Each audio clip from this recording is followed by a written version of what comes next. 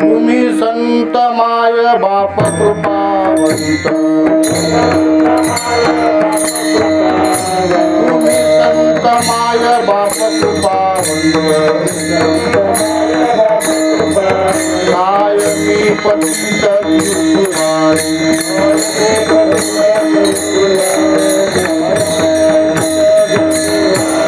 अवतार तुम्हा धराया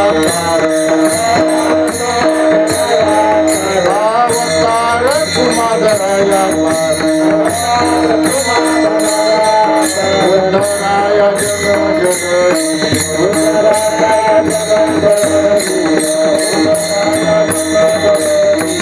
वाढावया तुझा भक्तिभाव, वाढावया तुझा भक्तिभाव, गुणाचार्य नाम विठुराई,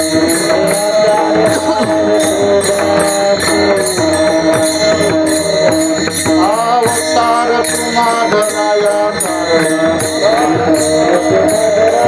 अवतार तुम्हा धराया उद्धराय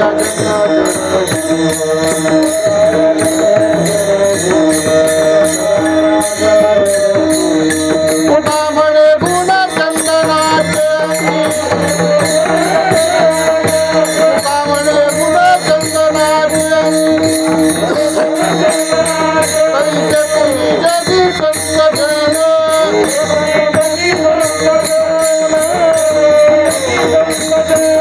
अवतार तुम्हा धराया कारण,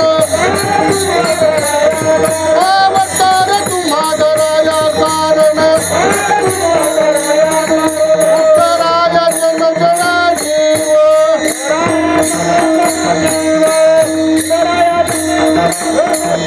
कृपार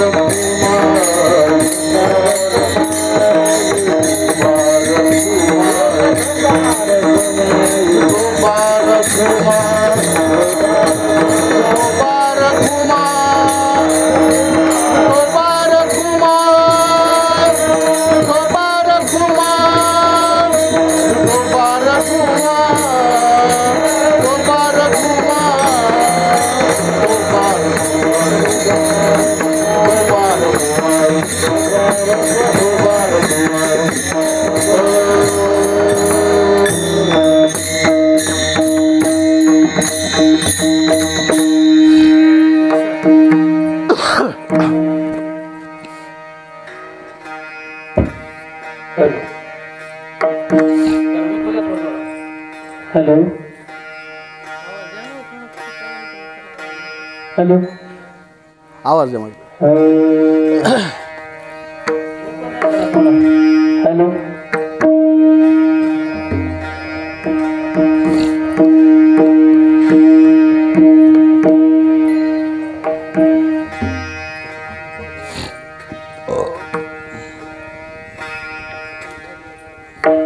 हेलो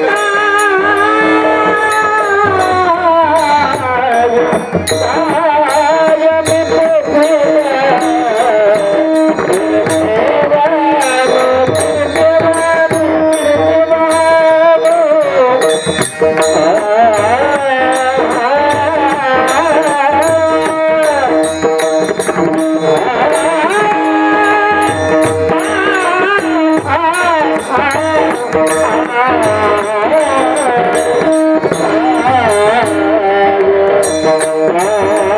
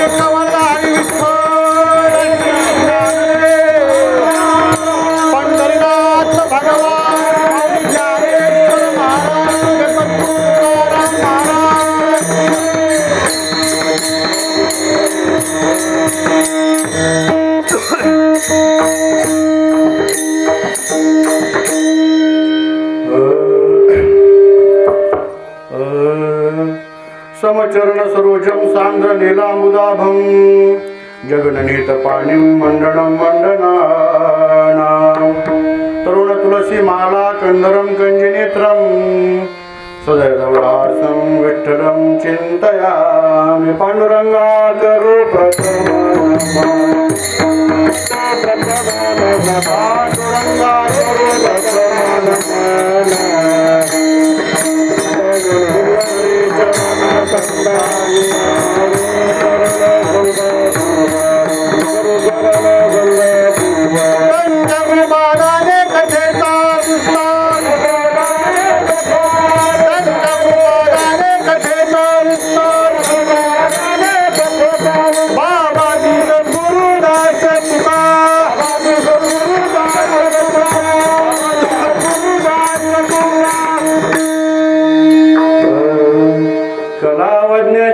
जीवोद्धरार्थावतारं कलाकं तेजोदिकामोदेव कलाधीशवादापनोदार दीक्षं समाधिस्तमूर्तिं भजे ज्ञानदेव ॐ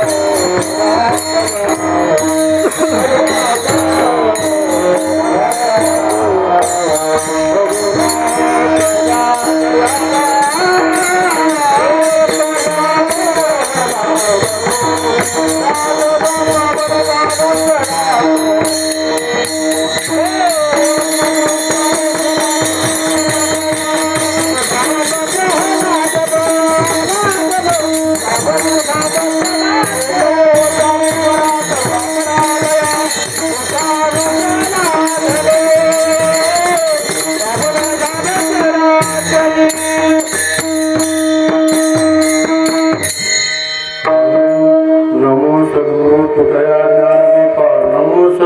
सच्चिदानंद रूपा नमो सद्गुरु भक्त कल्याण मूर्ती नमो सद्गुरु भास्करा पूर्ण कीर्ती गुरुंनी दिला ज्ञानरूपी वसा आम्ही चालवू हा पुढे वारसा. पिता बंधू स्नेही तुम्ही माऊली, तुम्ही कल्पवृक्षातली सावली, तुम्ही सूर्य आम्हा दिला कवडसा. आम्ही चालवू हा पुढे वारसा. विठ्ठला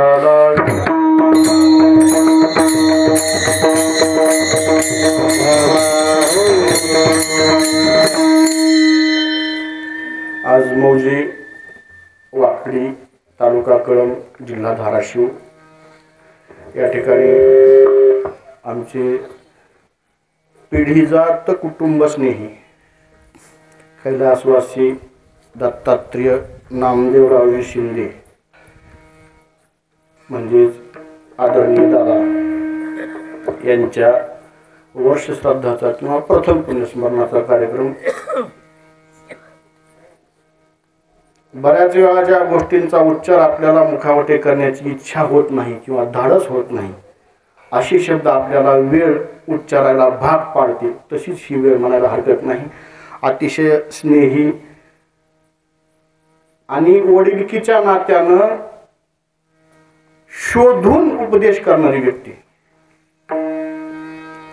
जसं आपल्याला माहित असतं लहान आहे, अज्ञान आहे, आणि अज्ञानामध्ये माणूस विचारायला जात नसतो बऱ्याच वेळा, परंतु समजदार माणसं त्या व्यक्तीला शोधून समजावतात. अशा पिढीतली व्यक्ती किंवा अशा स्वभावाची व्यक्ती असणारे दादा, कर्तव्यनिष्ठ, शेतीनिष्ठ व्यक्तिमत्व, परिवाराचा भाग असल्यामुळे त्यांच्याबद्दल बरंच काही सांगता येईल,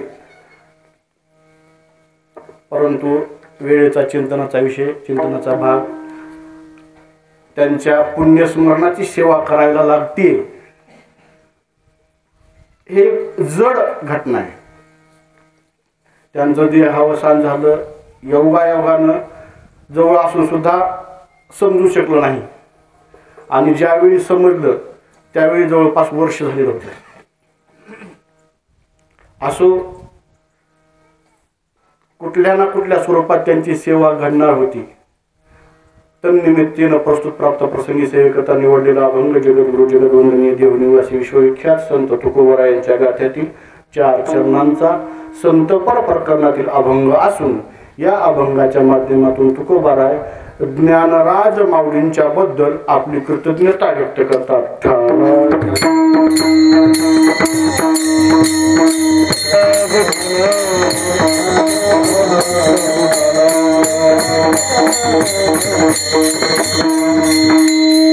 मुळात आजचा दिवसच कृतज्ञता व्यक्त करण्याची शेवटची संधी आहे.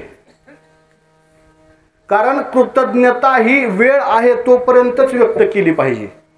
एकदा वेळ निघून गेली की पुन्हा पश्चातापाशिवाय काहीही शिल्लक राहत नाही. एक छोटंसं उदाहरण सांगतो. आपल्या गावाप्रमाणेच एक छोटंसं गाव होतं, दुष्काळी भाग होता. त्या गावातला एक तरुण बाहेरगावी शिक्षणाला गेलेला, सुट्टीच्या निमित्तानं गावी आला. गावी आल्याच्या नंतर गावापासून बऱ्याच काळापासून दूर असल्यामुळं गावात मित्र वगैरे तर नव्हते. मग पुस्तकाशी मैत्री, पुस्तक घेऊन आपला गावच्या बाहेर असलेल्या जंगलामध्ये जायचा. एक छोटंसं पडकं मंदिर होतं, त्या मंदिरामध्ये जाऊन अभ्यास करत बसायचा. त्याच्या लक्षात आलं की ज्या मंदिरामध्ये आपण बसतोय हे मंदिर खूप जुनं आहे, जंगलामध्ये आहे, गावातील लोक येत नाहीत, आणि खूप जुनं असल्यामुळे बऱ्याच लोकांना माहिती नाही गावातलं हे कुठल्या देवाचं मंदिर आहे. पण इथली मूर्ती अतिशय सुबक आणि सुंदर आहे. मग त्यानं ती मूर्ती स्वच्छ केली, झाडून मंदिर स्वच्छ केलं. आपल्याजवळ बाटलीत आणलेल्या पाण्यानं ती मूर्ती अतिशय धुवून स्वच्छ केली आणि त्या मूर्तीचं दर्शन घेतलं. दर्शन घेऊन आतून ते मंदिर, त्या मंदिराचा गाभारा पाहत असताना त्या साधकाच्या एक गोष्ट लक्षात आली. आजूबाजूला कुठंच पाणी नाही, दुष्काळी भाग आहे, उन्हाळ्याचे दिवस आहेत. या मूर्तीच्या पाठीमागे एक फोटो लावलेला आहे आणि त्या फोटोमध्ये एका म्हाताऱ्या व्यक्तीचं चित्र आहे आणि त्या चित्राच्या चेहऱ्यावर पाण्याचे थेंब दिसत आहेत. त्याच्या लक्षात येणार नेमका काय प्रकार आहे. त्यानं विसरून गेला आणि निघून गेला. दुसऱ्या दिवशी आला, पुन्हा देवाची पूजा केली. आज फुलं आणली होती, ती फुलं वाहिली दर्शन घेतलं आणि सहज वर पाहिलं तर पुन्हा त्या तस्वीरीच्या चेहऱ्यावरनं पाणी ओघळताना दिसतंय. त्यानं काळजीपूर्वक पाहिलं, त्याला लक्षात आलं की बरोबर त्या तस्वीरीच्या डोळ्यातून धारा वाहतात.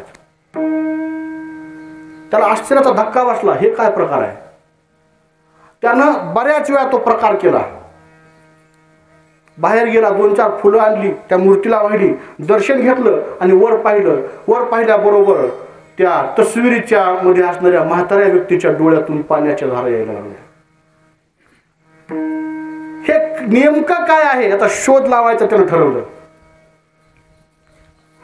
आणि दररोज त्यानं तो नित्यक्रम चालू केला. मंदिर सगळं स्वच्छ करून ठेवलं. दररोज यायचा, देवाची पूजा करायचा, दर्शन घ्यायचा आणि फोटोकडे पाहायचा. दररोज त्या फोटोमधनं पाण्याच्या धारा व्हायच्या. पण नेमका काय प्रकार त्याला कळत नव्हता. 8 दिवस झाले, सुट्टी संपली, आता गावी परत जायचं शिक्षणासाठी. त्यावेळी त्यानं म्हटलं आज शेवटचा प्रयत्न करून पाहायचा नेमकं पाणी काय प्रकार काय आहे.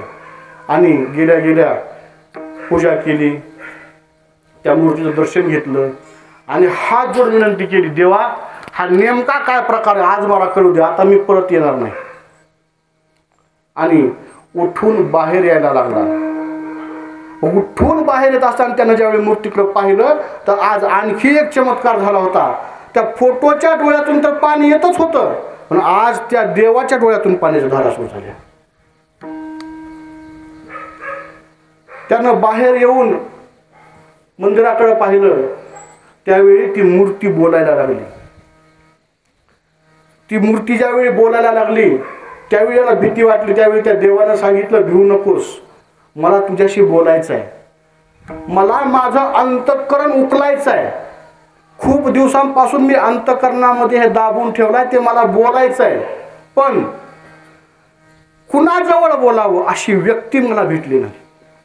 आणि तुझ्याकडे पाहून, तुझे प्रयत्न पाहून लक्षात येतं की तू एक सहृदय व्यक्ती आहेस आणि तुझ्याजवळ आपलं हृदय उकलायला हरकत नाही, म्हणून मला तुझ्याजवळ बोलायचं आहे.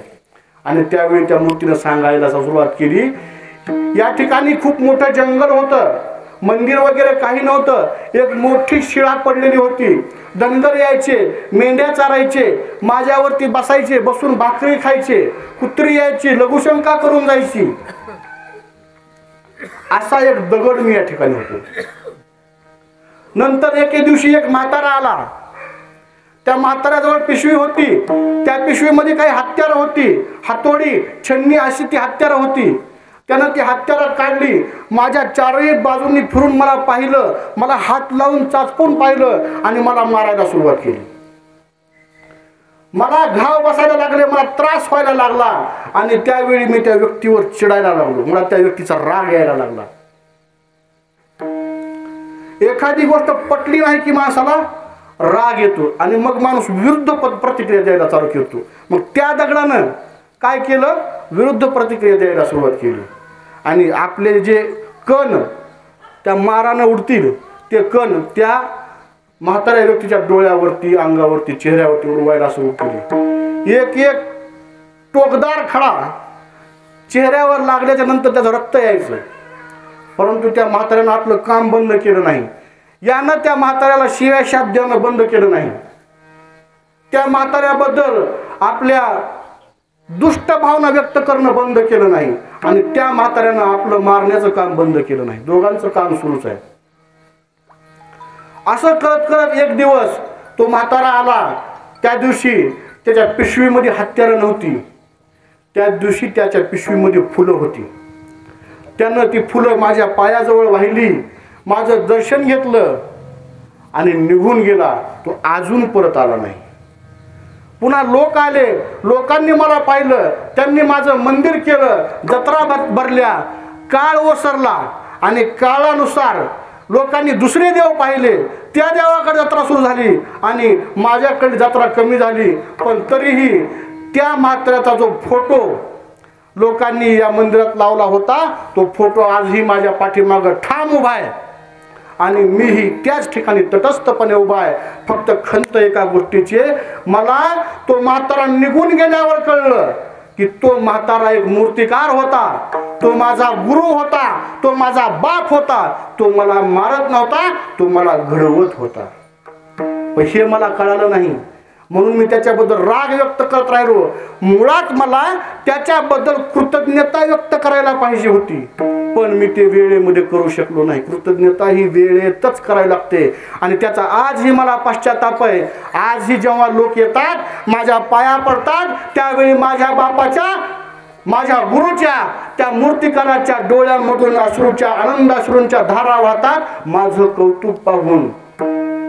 पण आजही मी कृतज्ञता व्यक्त करू शकत नाही, ही माझी खंत आहे. म्हणून मला आज ती कृतज्ञता तुझ्या समोर व्यक्त करायची. ही कथा प्रत्यक्ष कुठेही घडलेली नाही. या कथेतला जो मूर्तिकार आहे तो दुसरा तिसरा कुणी नाही, तो आपल्या प्रत्येकाचा बाप आहे. आणि या कथेतली मूर्ती दुसरी तिसरी कोणी नसून ती आपण स्वतः आहे. आयुष्यभर आपण आईवरती प्रेम करतो, परंतु बापापासून 2 हात अंतराने राहतो.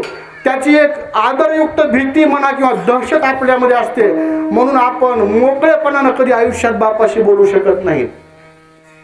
आईला बऱ्याचदा आपण आलिंगन देतो, परंतु बापाला आलिंगन दिलेला माणूस शोधून सापडणार नाही.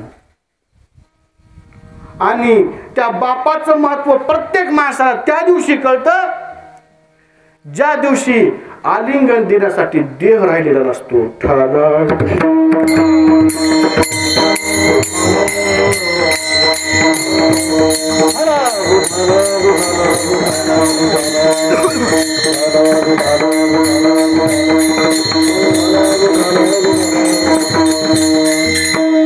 म्हणून कृतज्ञता ही वेळेतच करावी लागते. आणि या ठिकाणी तुकोबाराय माऊलींबद्दल कृतज्ञता व्यक्त करतायत. मग असं काय घडलं होतं की आज तुकोबारायांना माऊलींबद्दल कृतज्ञता व्यक्त करण्याची इच्छा झाली? असं नेमकं काय घडलं होतं हे पाहण्याकरता आपल्याला तुकोबारायांचं जीवन पाहायला लागेल. तुकोबारायांचं जीवन अगदी स्फटिकाप्रमाणे स्पष्ट आहे, सगळ्यांच्या समोर आहे. तुकोबारायन लहानाचे मोठे झाले एका गडगंज श्रीमंत कुटुंबामध्ये.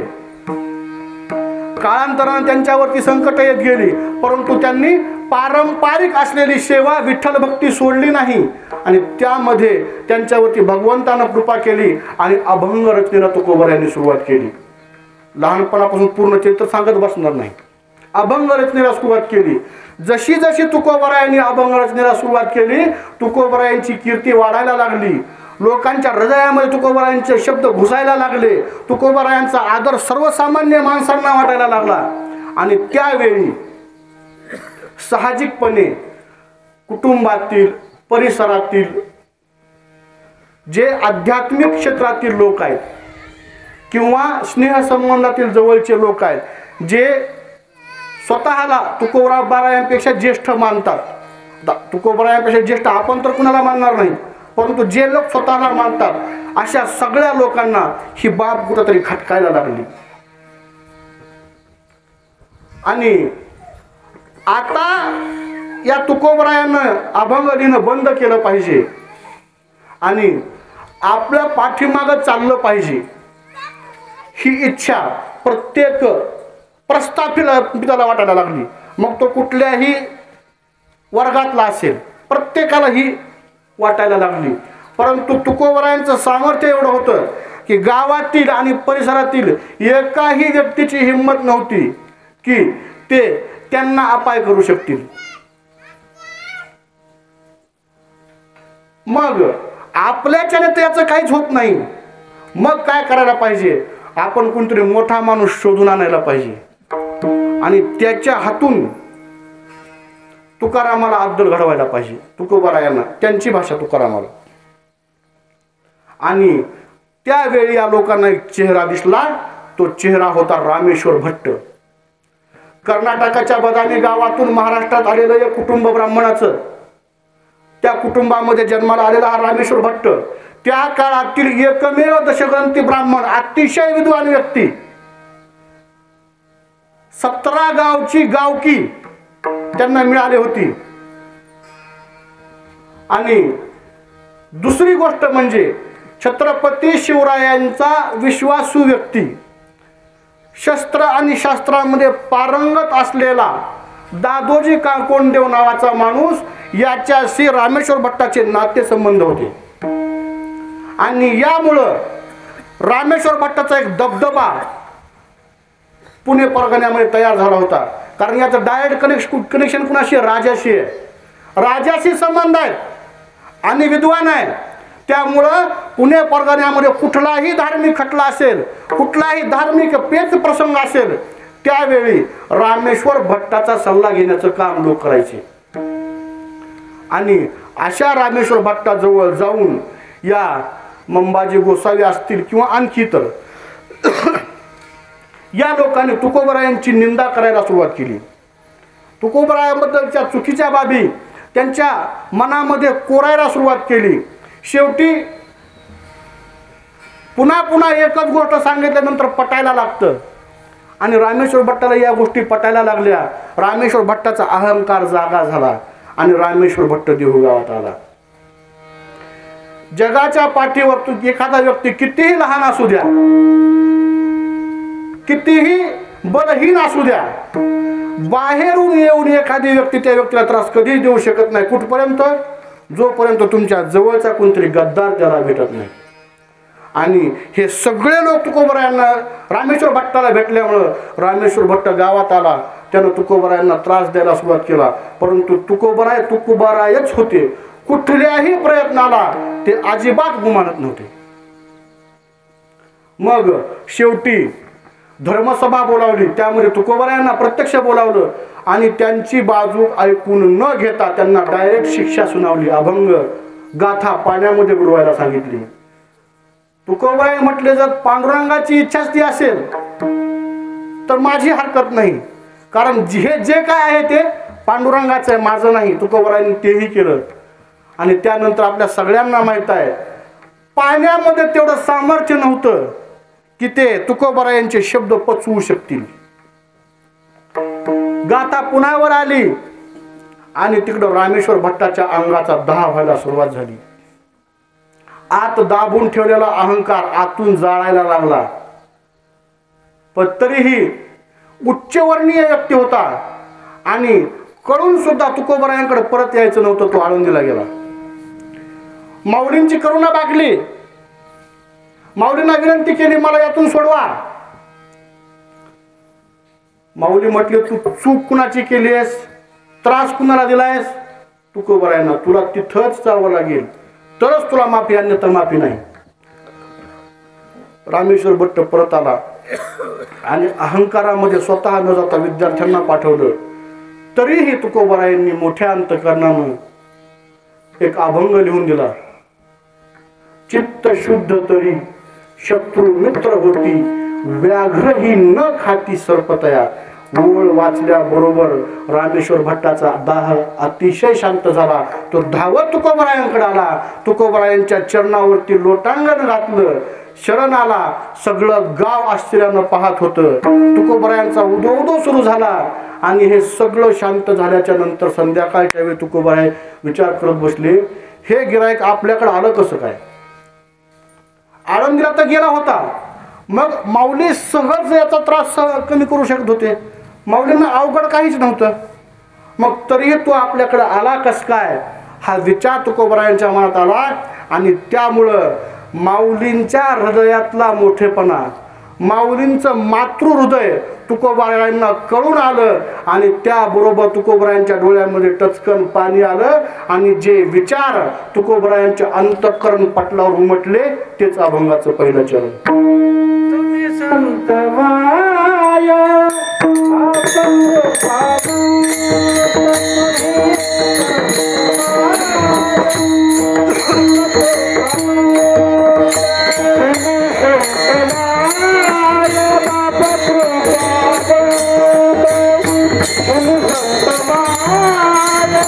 Baba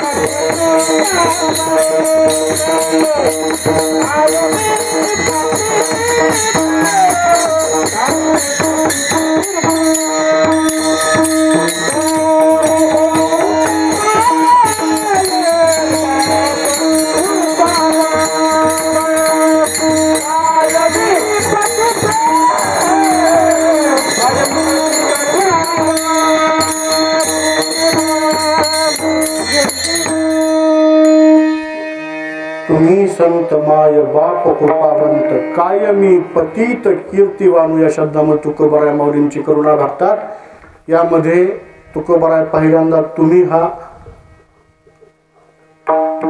अनेक वचनी आणि आदरार्थी शब्द वापरतात। अभंग लिहिताना माऊलींसाठी लिहिलाय, परंतु संत असो अथवा देव त्यांचं एक सूत्र आहे, एक कार्यार्थमागत्य कोटी कार्ये चकारः। करताना एक कार्य त्यांच्या डोळ्यासमोर जरी असलं तरी त्यामध्ये अनेक कोट्यावधी हेतू ते सिद्ध करून जातात, असं त्यांच्या एकेका शब्दाचं महत्त्व असतं। या ठिकाणी माऊलींबद्दलचा आदर तुम्ही या शब्दामध्ये व्यक्त करत असतानाच तुम्ही संत माऊली तुम्ही तर संत आहातच, परंतु तत्कालीन माऊलींच्या काळामध्ये जितके संत होऊन गेले त्या सगळ्या संतांबद्दल तुकोबराय आपला आदर व्यक्त करतात। तुम्ही सर्व संत माये बाप कृपावंत, तुम्ही सर्व संत कोण आहात? माझ्यासाठी मायबाप आहात आणि माझ्यावर कृपा करणारे कृपावंत आहात, तुम्ही संत।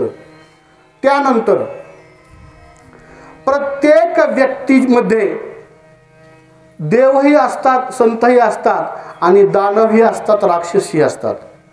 आपल्या अंतकरणातला हा भाग आहे। राक्षस बाहेरून कुठूनच येत नाहीत आणि देवही बाहेरून कुठून येणार नाही।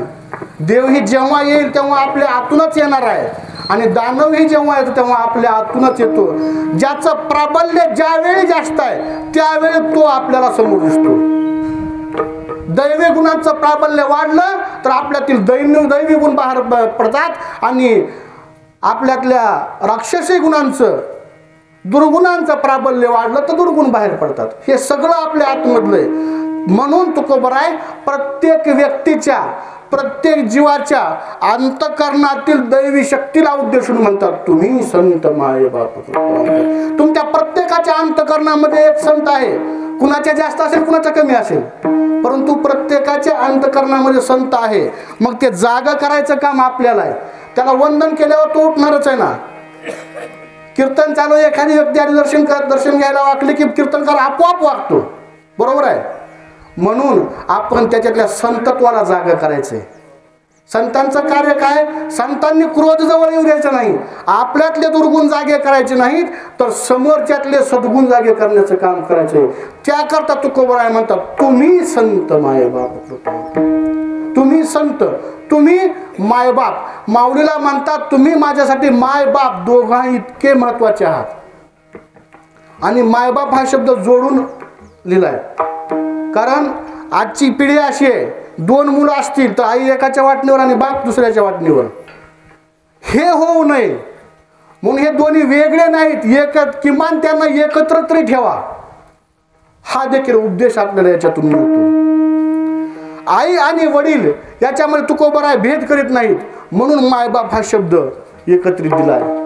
जगाच्या पाठीवर सगळ्यात ताकदवर शब्द दुसरा कुठला असेल तर तो केवळ आणि केवळ मायबाप हा शब्द। ह्याच्यापेक्षा मोठा शब्द तुम्ही कुठेही शोधा, कुठल्याही ग्रंथामध्ये शोधा, याच्यापेक्षा ताकदीचा शब्द जर सापडला तर सांगा। म्हणून मायबाप असं म्हणतात। आणि मायबाप मुलावर जेवढी कृपा करतात तेवढी कृपा तुम्ही संत लोकांवर करताय, माझ्यावर करताय, म्हणून तुम्ही संत लोक माझ्यासाठी मायबाप आहेत हे सांगतात. आणि हे सगळं सांगत असताना तुकोबराय कधीही सुचलं म्हणून बोलत नाही. जसं आम्ही कवी लोक काय सुचलं म्हणून लगेच लेतून फेकतो, सुचलं म्हणून त्याला काय शास्त्र आहे नाही याचा आम्ही जास्त विचार करत नाही. आणि आपल्या बुद्धीच्या पातळीवर ते योग्य, आपण संत नाही. तुकोबराय बोलतात म्हणजे त्याला अर्थ आहे. याच्यामध्ये शास्त्रकार सांगतात जितका आदर आपण आपल्या आईचा करतो, जितका आदर आपण आपल्या वडिलांचा करतो, तितकाच आदर आपण आणखी काही व्यक्तींचा केला पाहिजे. ते सांगत असताना शास्त्रकार सांगतात राजपत्नी, गुरुपत्नी, मित्रपत्नी तथैवच पत्नी माता स्वमाताच पंचेते मातर स्मृतः. आपण ज्या राज्यात राहतो त्या राजाची पत्नी, तिचा आपण आपल्या आई इतकाच आदर केला पाहिजे, तिचं ते स्थान आहे. ज्या गुरुकडून आपण ज्ञान ग्रहण करतो त्या गुरुची पत्नी आपल्याला आई इतकीच आदरणीय असली पाहिजे. तेच तिची योग्यता आहे, तेच तिचं स्थान आहे. मित्रपत्नी, आपल्या जिवलग मित्राची पत्नी आपल्याला आपल्या आई इतकीच आदरणीय असायला पाहिजे. महाभारतामध्ये दुर्योधन, ज्याला युधिष्ठिर सुयोधन असं म्हणायचे, सुयोधन आणि कर्ण हे अतिशय जिवलग मित्र होते. त्यांची इतकी मैत्री जिवलग होती की त्यांच्या कुटुंबामध्ये ते कधीच एकमेकाला वेगळं मानत नव्हते. आपल्याला वाचायला मिळेल की कर्ण असणारा जेवायला बसत असताना हात धुवायचा तेव्हा दुर्योधनाच्या पत्नीच्या पदराला हात पुसायचा. त्याला शास्त्र माहीत होतं, त्याच्या अंतःकरणामध्ये ते पावित्र्य होतं आणि त्या काळातले बघणारे देऊन शास्त्र जाणणारे होते, म्हणून त्यांच्यावर कुणीही आजपर्यंत बोट उचललं नाही.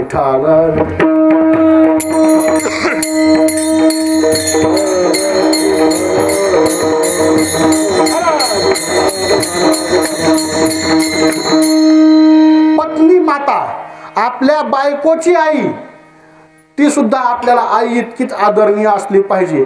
हे कुठल्याही महाराजांना सांगायची गरज नाही, ते सगळे आपोआप पालन करतात. आणि नंतर स्वमाताच, आपल्याला जन्म देणारी आपली आई, या सगळ्या इतकीच आपल्याला आदरणीय असली पाहिजे, तिचा आदर आपण केलाच पाहिजे. त्याप्रमाणे जनिताच विनेताच यस्तु विद्यां प्रयच्छति अन्नदाता भयत्राता पंचयते पितर स्मृतः. जनिता, ज्यानं आपल्याला जन्म दिला तो पिता आपल्याला सर्वात जास्त आदरणीय असला पाहिजे. विनेताच, ज्यानं आपल्यावरती उपनयन संस्कार केले तो व्यक्ती, उपनयन संस्कार खूप मोठा संस्कार पूर्वी होता, आता फक्त कुणाच्या तरी मामाच्या वगैरे मांडीवर देऊन ते केशोपन करतात. तरी ज्या मामाच्या मांडीवर देऊन आपलं केशोपन केलंय ती व्यक्ती आपलं पितृतुल्य असायला पाहिजे. जनिताच विनेताच यस्तु विद्यां प्रयच्छति, जी व्यक्ती आपल्याला ज्ञानदान करते. गुरुजी मृदंग शिकवतात, गुरुजी दोन्ही पण शिकवतात, मृदंग पण शिकवतात, हार्मोनियम पण शिकवतात. हे गुरुजी वादन शिकवतात, आपण शिकतो, बरोबर आहे का? तर या व्यक्ती आपल्यासाठी पितृतुल्य असल्या पाहिजेत. आपण आपल्या पिता इतकाच आदर त्यांचा केला पाहिजे. यस्तु विद्यां प्रयच्छति अन्नदाता, जो व्यक्ती आपल्या आयुष्यभराच्या भाकरीची सोय लावतो त्या व्यक्तीला आपण आपल्या पित्या इतकाच आदर दिला पाहिजे. आणि भयत्राता, जो आपल्याला भवभयापासून मुक्त करतो तो आपल्याला, म्हणजे तो भगवान परमात्मा किंवा ते संत आपल्याला पितृतुल्यच असले पाहिजेत. विठ्ठल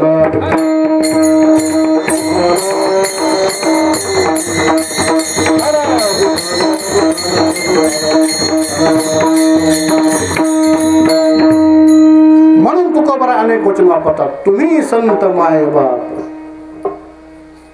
अशा काही माता आणि पित्यांची नावं मी तुम्हाला सांगतो.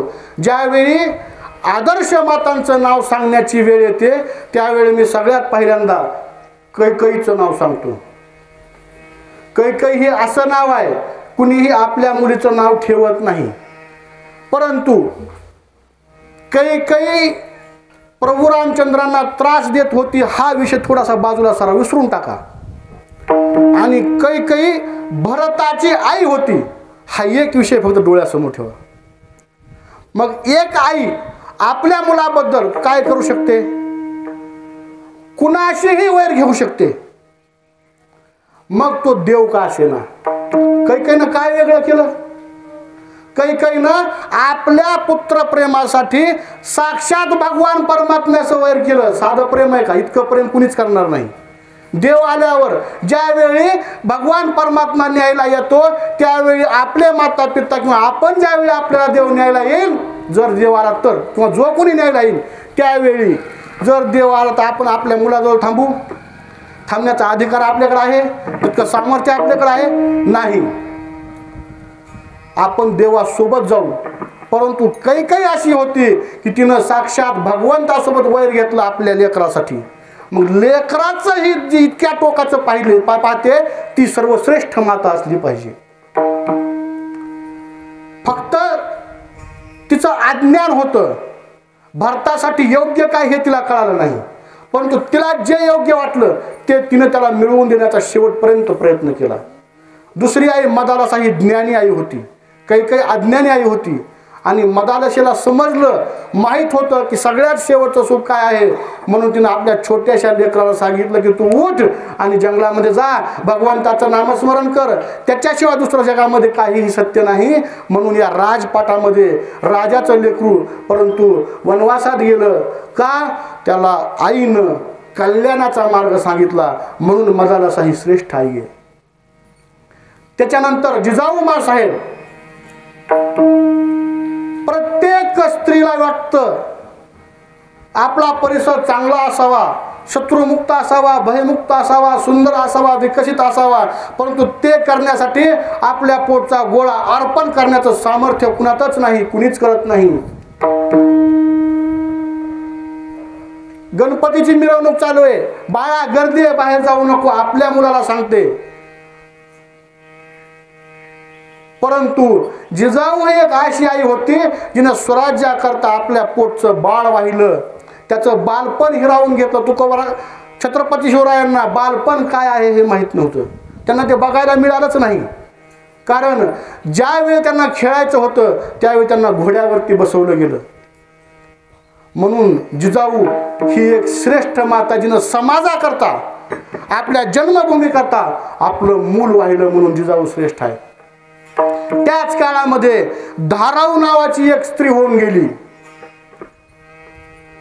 ज्यावेळी संभाजीराजांचा जन्म झाला पुरंदरवरती आणि त्यांच्या मातोश्री सईबाई आईसाहेब त्या ठिकाणी गतप्राण झाल्या. जन्माला आलेला मूल आई वारले, त्याच्या दुधाचं काय? त्याच वेळी धाराऊ नावाची दासी त्यांच्या महालामध्ये होती जिला 2 मुलं झालेली होती जुळी. आपल्या 2 मुलांचं दूध त्या आईनं कमी केलं आणि संभाजीराजांना पाजलं. का? तर माझी मुलं फक्त माझा एकटीचा सांभाळ करणार आहेत, पण हे एक पोर जे आहे ते अख्ख्या स्वराज्याचा सांभाळ करणार आहे, त्याला दुधाची खरी गरज आहे. म्हणून त्या आईनं आपलं दूध स्वराज्याला पाजलं. म्हणून धाराऊ श्रेष्ठ आहे. कापूर होळग नावाचं गाव आहे पुरंदरच्या पायथ्याला. आज त्या ठिकाणी धाराऊचं मंदिर आहे, एका दासीचं मंदिर आहे. जनाबाई संत होत्या म्हणून त्यांचं मंदिर आहे, परंतु धाराऊ संत नव्हत्या तरीही त्यांचं मंदिर आहे. श्रेष्ठ आहे. असेच काही श्रेष्ठ पिते देखील इतिहासामध्ये आपल्याला पाहायला मिळतील. त्याच्यामध्ये पहिल्यांदा 3ही देवांचे पिते वसुदेव, दशरथ यांचं योगदान. राजा दशरथ ज्यावेळी आपला मुलगा आपल्याला सोडून जातोय ही कल्पनाच तो बाप सहन करू शकला नाही. ज्यावेळी राम महालातून बाहेर पडला त्यावेळी दशरथाच्या शरीरात राम राहिला नाही. हे पितृप्रेम. वसुदेव, काहीही झालं, कितीही मोठा पूर आला तरी माझं हे मूल वाचलं पाहिजे. मुलानं चमत्कार दाखवला होता तरी सुद्धा विश्वास बसला नाही आणि स्वतःच्या डोक्यावरती त्या मुलाला घेऊन पुरामध्ये स्वतःचा देह झोकून दिला. पुत्रप्रेम. थोडं अलीकडे येऊन पाहिलं तर याच जिजाऊंचे पती असणारे छत्रपती शहाजी महाराज कायम आपल्या मुलापासून लांब राहिले. कुठल्या बापाला वाटणार नाही आपला मुलगा जवळ असावा, रोज आपल्याला आपल्या मुलाला अंगा खांद्यावर खेळवायला मिळावं. परंतु पंचपातशाह्यांचं लक्ष आपल्या मुलाकडे जाऊ नये. आपला मुलगा काय करतोय, स्वराज्य स्थापन करतोय, त्याच्या या कामामध्ये विघ्न येऊ नये. या पंचपातशाह्या सगळ्या बाजूने त्याच्यावरती संकट आणतील, त्यांना आपण व्यस्त ठेवलं पाहिजे. महाराष्ट्रामध्ये लक्ष देऊ नये, सह्याद्रीकडे लक्ष देऊ नये म्हणून कर्नाटकामध्ये जाऊन लढाया केल्या. या सत्ताधाऱ्यांचं लक्ष छत्रपतींपासून विचलित केलं का, छत्रपतींना जिवंत ठेवायचं होतं आणि स्वराज्य उभं करायचं. इतका मोठा त्याग शहाजीराजांनी निर्माण केला, म्हणून आज आपल्याला छत्रपती शिवराय माहित आहेत. आपण शहाजीराजांची जयंती साजरी करत नाही, आपल्या लक्षात नाही, आपल्याला माहिती नाही, परंतु त्यांनी आपला देह झिजवला म्हणून छत्रपती आपल्याला पाहायला मिळाले. आणि तेच बाळकडू घेऊन जन्माला आलेला शिवबा, तेच छत्रपती शिवराज ज्यावेळी बाप झाले त्यावेळी आग्र्याला आपल्या मुलाला सोबत घेऊन गेलेला असताना आग्र्यामध्ये त्यांची अटक झाली. त्या अटकेतून सुटका झाली आणि पळून येत असताना त्यांच्या लक्षात आलं आपण सगळे सोबत गेलो तर माझ्यासोबत आपल्या लहान शंभू राजाला धावता येणार नाही, पळता येणार नाही, तो शत्रूच्या तावडीत सापडेल आणि आता शत्रू सापडल्यावर त्याला जिवंत ठेवणार नाही. म्हणून शंभू राजांना वेषांतर करून पाठीमागं ठेवलं. सगळे शत्रू स्वतःच्या अंगावर घेतले आणि त्यांना हुलकावणी देत स्वराज्याकडे कूच केलं. एवढ्यावर थांबले नाहीत. जन्म देणारा बाप आहे, गडावर गेला, स्वतःची आई आणि आपल्या बाळाची आई दोघी समोर उभे आहेत. दोघींनी विचारलं बाळ कुठे, बापानं उत्तर काय द्यावं, बाळ जिवंत नाही. जन्माला देणारा बाप सांगतोय पोरग मेलं, सांगतोय कुणाला, त्या बाळाच्या आईला आणि स्वतःच्या आईला. किती मोठा दगड छत्रपतींनी हृदयावर ठेवला असेल याची कल्पनाही आपण करू शकत नाही. असा बाप, इतकी कृपा केवळ बापच आपल्यावर करू शकतो, दुसरं कुणीही आपल्यासाठी हे करू शकतो. सगळ्या संकटापासून आपलं मूल दूर राहावं म्हणून बाप ढाल होतो आणि त्या बापाची कृतज्ञता आपण वेळेमध्ये व्यक्त करू शकत नाहीत. म्हणून या ठिकाणी तुकोबराची कृतज्ञता व्यक्त करत, तुम्ही संत मायबाप कृपावंत आहात, माझ्यावर इतकी कृपा करतात. आणि तुकोबरायांची तर बाप या शब्दाची व्याख्याच वेगळी आहे. आतापर्यंत जेवढं आपण आई वडिलांविषयी ऐकलं ते सगळं शून्य आहे. कुठं, तुकोबरायांची व्याख्या पुढं. तुकोबराय बाप शब्दाची व्याख्या करतात, जगी ऐसा बाप वावा, जगी ऐसा बाप वावा,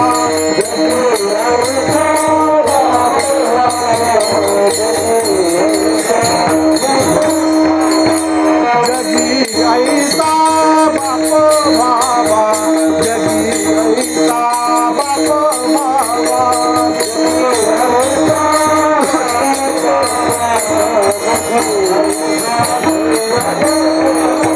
त्याचा वंश मुक्ती सदावा, त्याचा वंश मुक्ती सदावा.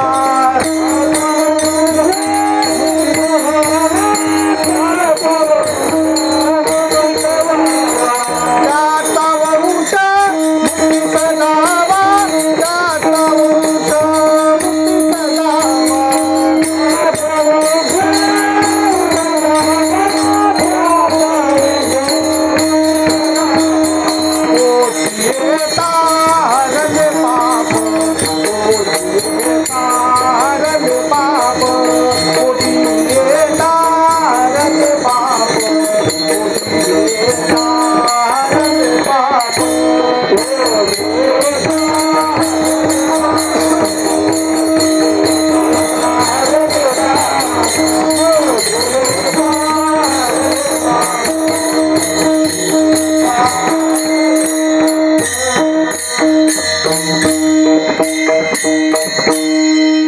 तुकोबराय बाप या शब्दाची व्याख्या करतात, जगी ऐसा बाप व्हावा, ज्याचा वंश मुक्ती सजावा. धन कमवून ठेवणारे बाप आहेत, स्थावर मालमत्ता कमवून ठेवणारे बाप आहेत, तुम्हाला प्रचंड शिक्षण देणारे बापही आहेत, तुम्हाला कर्तृत्वानं मोठं करणारे बापही आहेत, परंतु बाप असा पाहिजे की संपूर्ण वंशमुक्त झाला पाहिजे. विश्वंभर बाबा नावाचा एक नामधारक बाप जन्माला आला, कोटी कुळांचा उद्धार झाला. त्यांचं नाव घेणाऱ्यांच्या कुळांचा उद्धार होतो. जगी ऐसा बाप व्हावा ज्याचा वंश मुक्तीस जावा. पोटी येता हरले पाप. त्यांच्या पोटी जेव्हा मी जन्म घेतला, जेव्हा मी त्यांचा झालो, तुकोबारायांनी माऊलींच्या पोटी जन्म घेतला नव्हता, परंतु त्यांचा झालो, त्यांचा अनुग्रह मी घेतला, त्यांचा मी अंकित ज्यावेळी झालो, त्याच क्षणी माझं सगळं पाप जळून राख झालं. विसोबा खेचर नावाचा माणूस, ज्ञानराज माऊलींचा कट्टर शत्रू, ज्यांनी साधं खापर ज्ञानराज माऊलींना मिळू दिलं नाही, तो विसोबा खेचर. परंतु ज्यावेळी माऊलींनी त्याच्या मस्तकावर हात ठेवला, त्या क्षणी तो माऊलींचा झाला, माऊलींच्या पोटी आला. आणि त्यावेळी इतकं सामर्थ्य वाढलं की नामदेव रायांचं गुरु होण्याचं भाग्य त्यांना लाभलं. विठ्ठल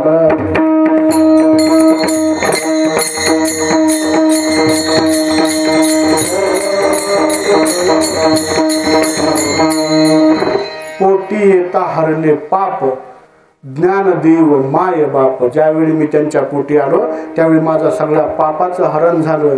आणि म्हणून ज्ञानराज माऊली माझ्यासाठी फक्त बाप नाही किंवा फक्त माय बाप नाही, तर माय बाप आहेत.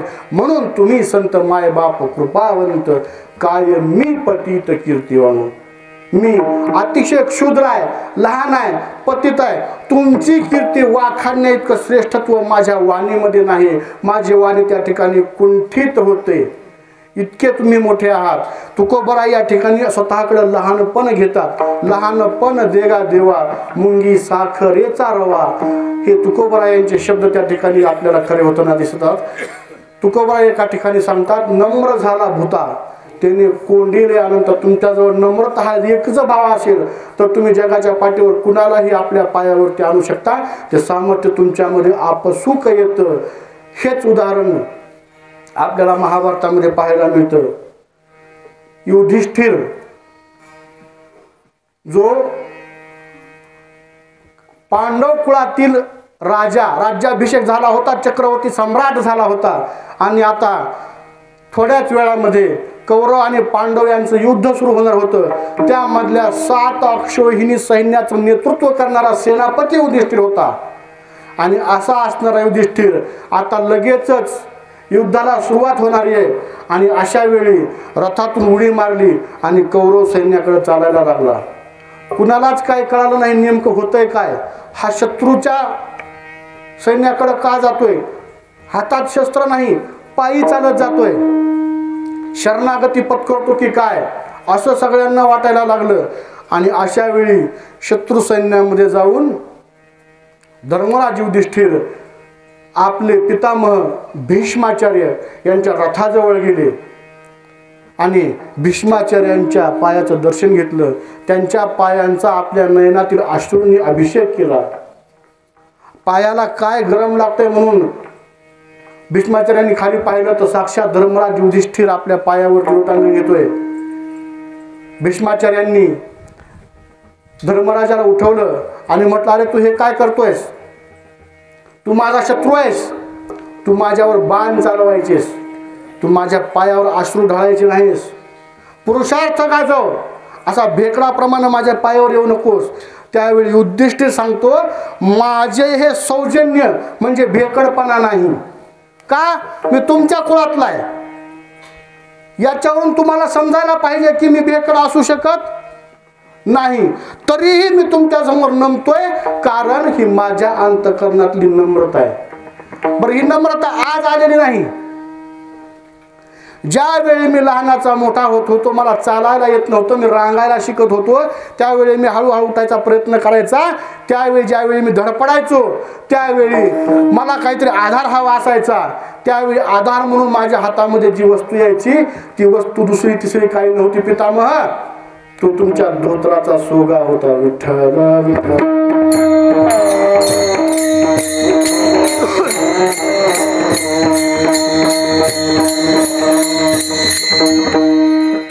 हाताला धरून मी चालायला शिकलो.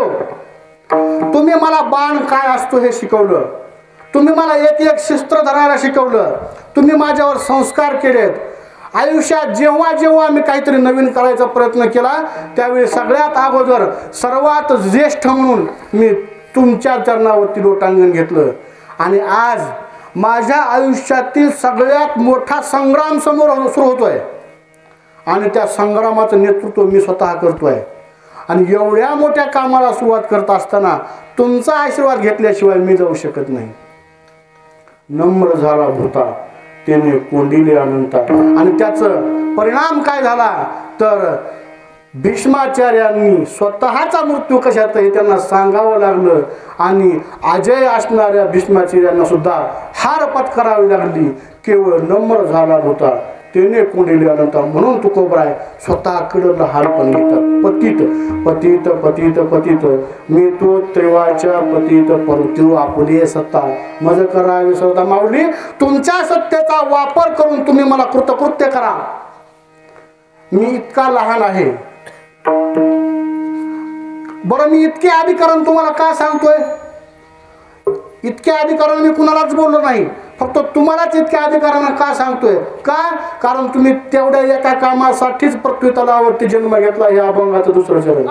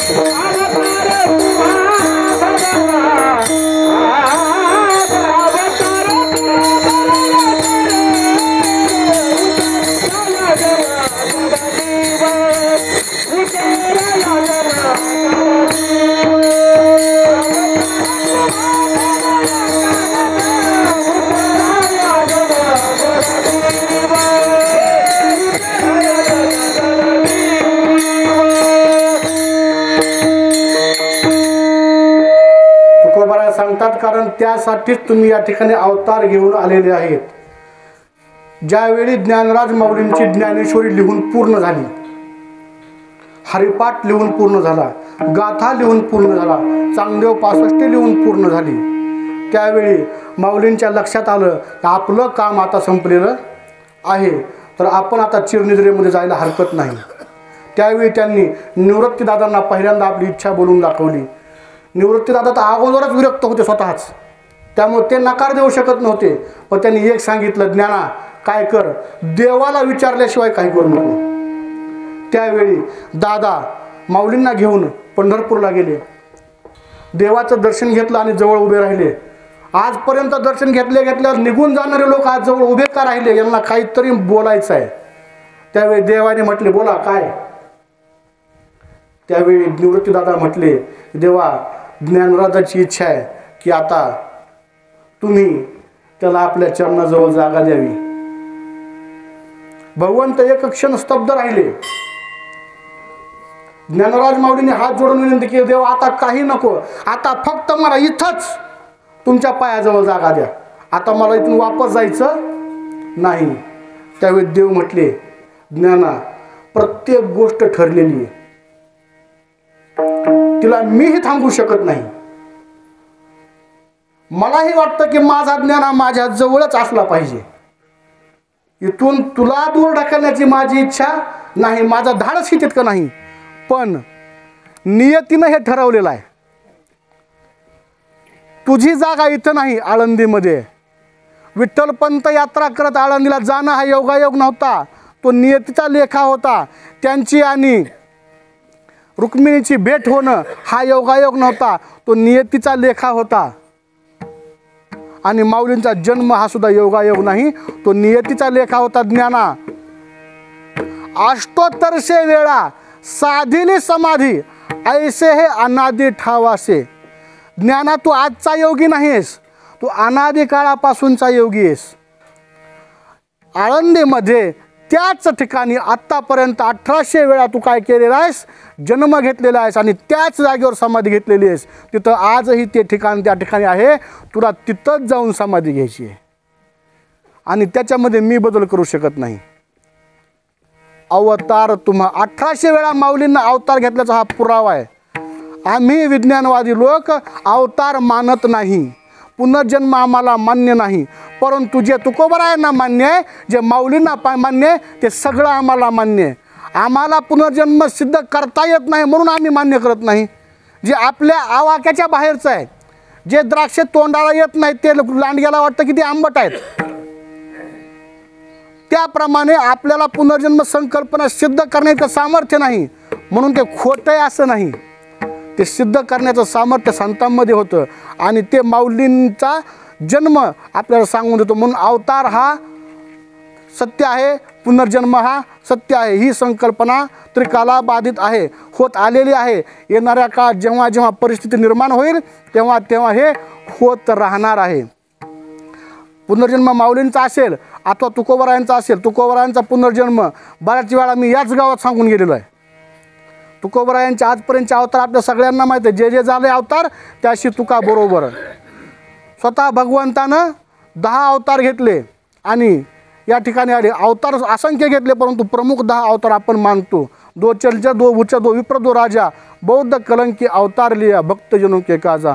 म्हणून अवतार ही संकल्पना आपल्याला मान्य आहे, आपण मान्य केली पाहिजे आणि जगात ठामपणे सांगितलेलं आहे. म्हणून तुकोबरा म्हणतात अवतार तुम्हा धराया कारण. तुम्ही त्यासाठी अवतार घेतलेले आहेत. कशासाठी? उद्धराया जन जड आणि जीव. तुम्हाला उद्धार करायचा, कुणाचा करायचा? पहिल्यांदा जनांचा उद्धार करायचा आहे. जेवढे जन संतांच्या संपर्कात आले सगळ्यांचा उद्धार झाला. मगाशी आपण विसोबा खेचरांचं एक उदाहरण पाहिलं, ते उदाहरण सोडा. माऊलींनी गुरु शिष्य परंपरा स्थगित केली. नाथपंथाची गुरु शिष्य परंपरा निवृत्तीदादापर्यंत चालत आली, परंतु माऊलींनी ती स्थगित केली आणि रामकृष्ण हरी हा उघडा मंत्र दिला. जे जे व्यक्ती रामकृष्ण हरी मंत्राचा स्वीकार करतील, वारकरी संप्रदायाचा स्वीकार करतील, ते ते माऊलींच्या पोटीचे बाळ आहेत. त्यांनी ते माऊलीचे झाले आणि म्हणून त्या दिवसापासून त्यांचं पापताप नष्ट झालं आणि त्या दिवशी त्यांचा उद्धार झाला.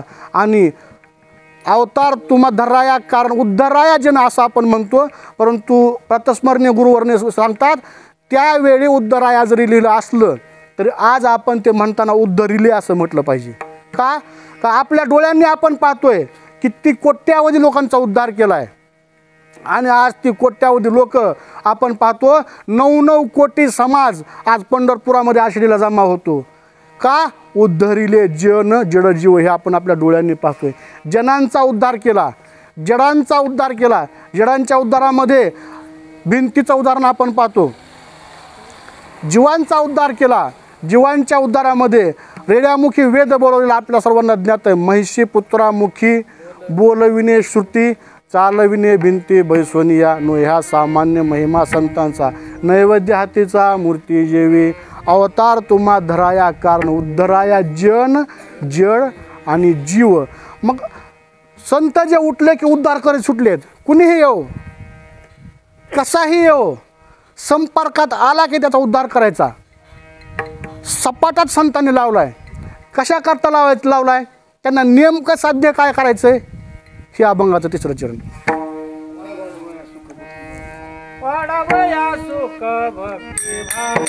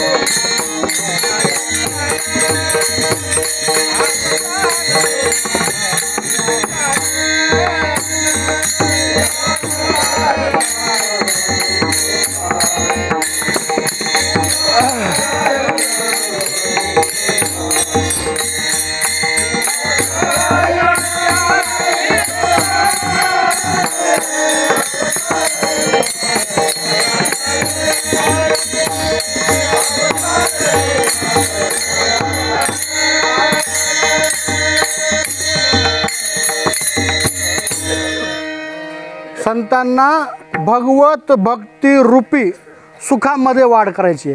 वाढावया सुख भक्तिभाव, भक्तिभावाचं सुख वाढवायचं आहे. अंगुलीमाल राक्षस त्याला अंतकरणामध्ये त्याचा भक्तिभाव घालून त्याच्या सुखामध्ये वाढ केली. त्याचप्रमाणे आपल्या सर्वांच्या अंतकरणामध्ये भक्तिभावाचा प्रवेश करून आपल्या अंतकरणामध्ये सुख वाढवायचं आहे. किती वाढवायचं आहे? अवघाची संसार सुखाचा करीन आनंदे भरीन, इतकं वाढवायचं की संपूर्ण विश्वामध्ये सुखाशिवाय दुसरं काय पाहायला मिळालं नाही पाहिजे. नरक ही संकल्पना संपुष्टात आली पाहिजे, त्याला सुद्धा स्वर्ग म्हटलं गेलं पाहिजे. इतकं सुख वाढवायचं आहे. वाढावया सुख भक्तिभाव धर्म, वारकरी धर्म, भागवत धर्म, सद्विचार हा धर्म.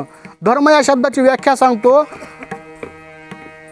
आपल्या धर्मानं आपल्याला घालून दिलेल्या चांगल्या वागण्याच्या नियमाला धर्म म्हणतात. याच्यापेक्षा वेगळा धर्म कुठलाच नसतो. आणि संप्रदायानं आपल्याला जो धर्म घालून दिला आहे तो काय धर्म घालून दिला आहे? कुळाचार नाम विठोबाचे. भगवंताचं नाम हा कुळाचार आपल्याला घालून दिला. तो धर्म आपल्याला वाढवायचा आहे. किती वाढवायचा आहे? तो आपल्या कुळाचा कुळाचार झाला पाहिजे. माझे पूर्वज नामधारक होते, वारकरी होते. मी नामधारक आहे, मी वारकरी आहे. माझ्या येणाऱ्या पिढ्या नामधारक असतील, त्या वारकरी असतील. याच्यासाठी मी प्रयत्न राहणं म्हणजे कुळाचार धर्माची वाढ करणं. आणि हे संतांना अभिप्रेत आहे. वाढावया सुख भक्तिभाव धर्म, कुळाचार नाम विठोबाचे. म्हणून त्या विठोबाचं एकदा नाम घेऊ. विठोबा रखुमाई, विठोबा रखुमाई, विठोबा रखुमाई, विठोबा रखुमाई, विठोबा रखुमाई, विठोबा रखुमाई, विठोबा रखुमाई, विठोबा रखुमाई, विठोबा रखुमाई, विठोबा रखुमाई.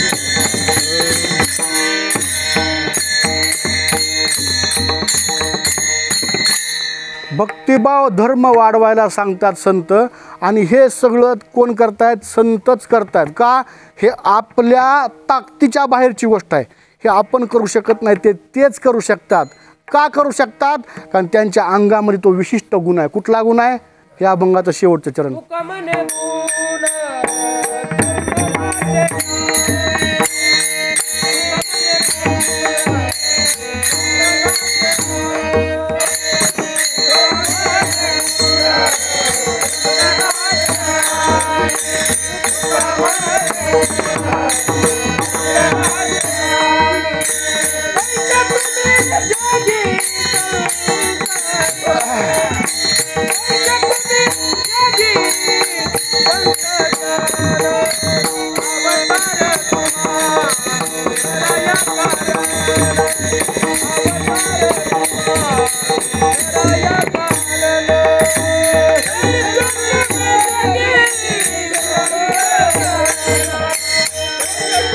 संपवायचं ना?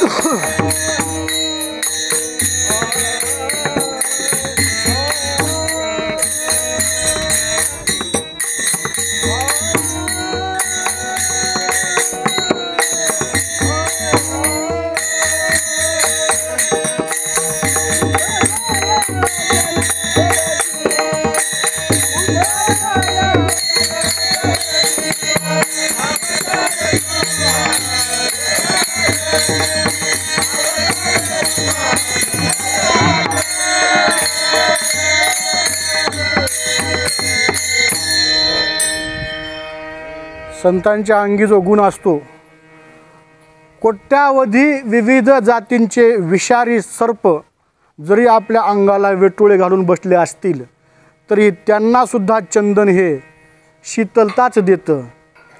जे आपल्याला तोडून आपल्याला घासून उगाळतात त्यांनासुद्धा चंदन हे शीतलताच देतं. त्याप्रमाणे संत आपल्यावर आघात करणाऱ्या लोकांनासुद्धा शीतलताच देतात. हा गुण त्यांच्या अंगामध्ये आहे, म्हणून तेच केवळ उद्धार करू शकतात. राग आल्यावर उद्धार करू शकणार नाही. आपण जीव आहोत, आपल्याला राग येतो आणि मग आपण आपलाही उद्धार सोडून देतो आणि समोरच्याचा तर शक्यच नाही. आणि म्हणून जर आपलाही उद्धार करून घ्यायचा असेल, समोरच्याचाही उद्धार करून घ्यायचा असेल तर संतांचं अंकित झालं पाहिजे. त्यांच्या अंगी हा गुण आहे, ही शीतलता आहे. 3 चरणांचा विचार नंतर कधी योगायोग आला तर पहिल्या चरणाप्रमाणे सविस्तर नक्की करेन. आणि या ठिकाणी अभंगाच्या भावार्थाला पूर्ण विराम देतो. ज्ञानेश्वर माऊली.